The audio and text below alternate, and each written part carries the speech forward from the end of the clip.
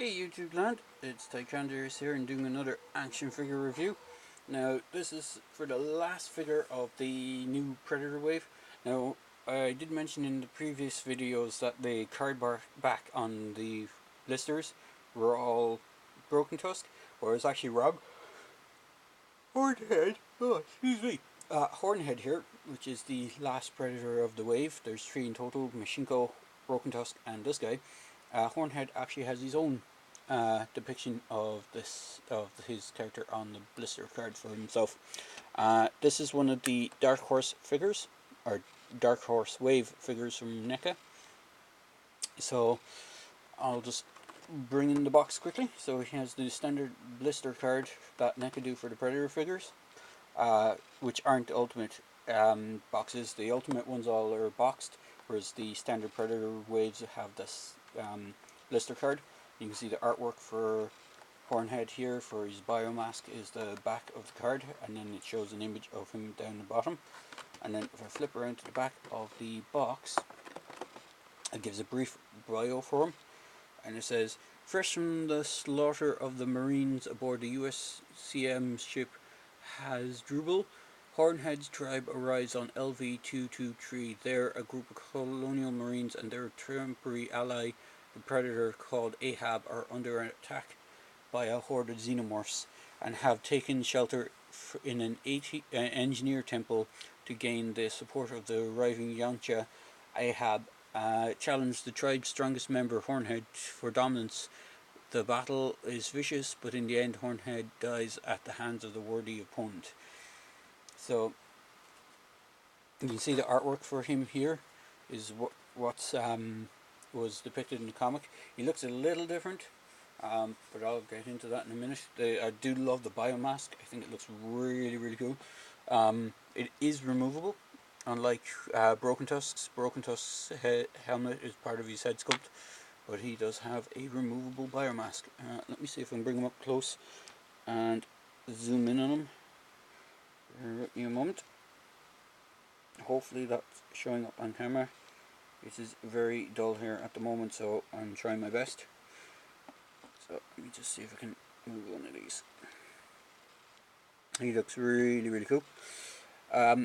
Now, before I get on to the figure and the articulation and whatnot, I'll just mention that when I got this guy in the box, or out of the box, 90% of his joints were all stuck. I will stress that I think I wouldn't say it's not due to Neca's fault. It is partially Neca's fault, but I think what the main culprit in this figure's issue is he has this kind of glossy, wet look to him.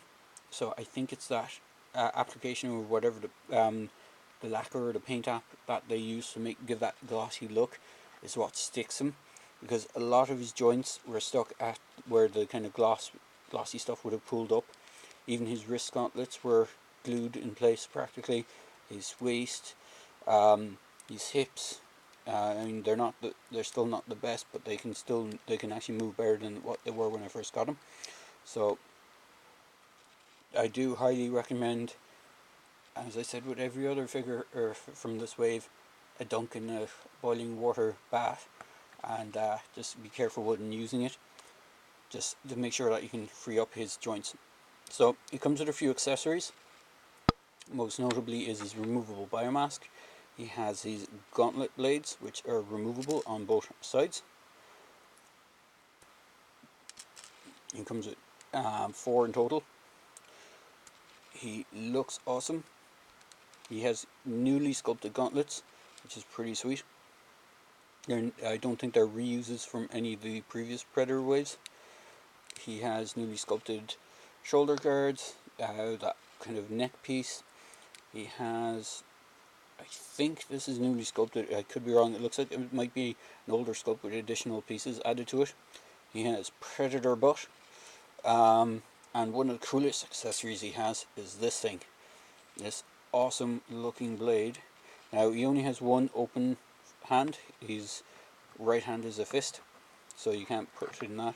You can wield it in this hand, but again, I will stress that you have to heat it up before you can put the weapon in it and kind of stretch out the fingers so it's big enough for it, but he can hold the blade in his left hand and it looks absolutely awesome. It has a kind of a jewel at the top as well, which is kind of cool, and it has this really nicely sculpted scabbard that it goes into on his back. Articulation, he has standard ball joints. These arms can go up that much. They are slightly bit hindered by the armour. He has a ball jointed head, so you can get some good left right. Now the only thing I find is getting the helmet on and off is a bit weird. It doesn't seem to click into place or anything like that, and it just kind of rests on his head. And I'm not sure if it's just mine, but one horn seems to go out through the helmet a bit better than the other side. But again, as with Machinko's helmet, the inside is detailed as well, which is really, really cool. Oh, you can get it on his head without it kind of falling off too badly. Like, it doesn't really fall off unless you really jiggle it about the place. So for the rest of his articulation, he has a dual joint at the waist. So he has a waist swivel up here and a an ab crunch and a lower waist swivel. As I said, he has the swiveling gauntlet as well, dual jointed elbows, get good over 90-degree bend. He has the upper bicep swivel, that new style wrist articulation with the swivel and a hinge. He has the splits, you can go back that much, forward that much.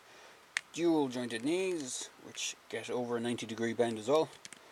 And he has ball jointed ankles, which are really, really tight, so be super careful when using them as well. But all in all, he is a cool figure. Let me see if I can get him to stand up. Might need to straighten out one of his legs. I think one of them is not quite straight. There we go. So, just for a size comparison, or a measurement, sorry. Here is Mr. Tape Measure, and he stands about 8.5 with the back of his head. His head kind of goes up quite high at the back. So for a size comparison, here he is next to Fugitive. And I'll bring in an old Broken Tusk here.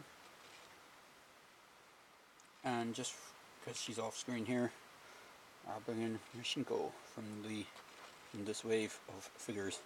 So as you can see, they dwarf all the Predators, dwarf Machinko. She's quite small.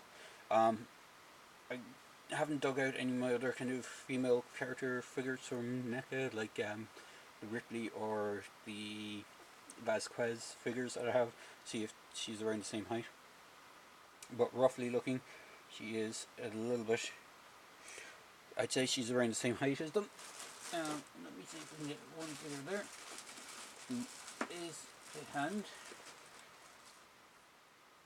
And here is the NECA Newt figure in comparison to all these creatures. So you can see she's tiny compared to them. So all in all, really cool figure. I do recommend picking them up. They're on sale now. They should be on sale at your local stores that stock NECAs. I think it's Target in the US now who's doing a NECA, or it could be wrong, could be Walmart. I'm not too sure. Since Toys R Us closed, there is another chain that have taken over stocking NECA stuff. But all in all, I do recommend picking them up, and they look great on the shelf, even together or even with other Predators from the different series. So there you go, guys. Quick video review for the Hornhead Predator from the DarkHorse NECA wave. So as I say in my videos, please feel free to like, comment and subscribe to my channel, and I hope you enjoyed this video. Cheers, guys.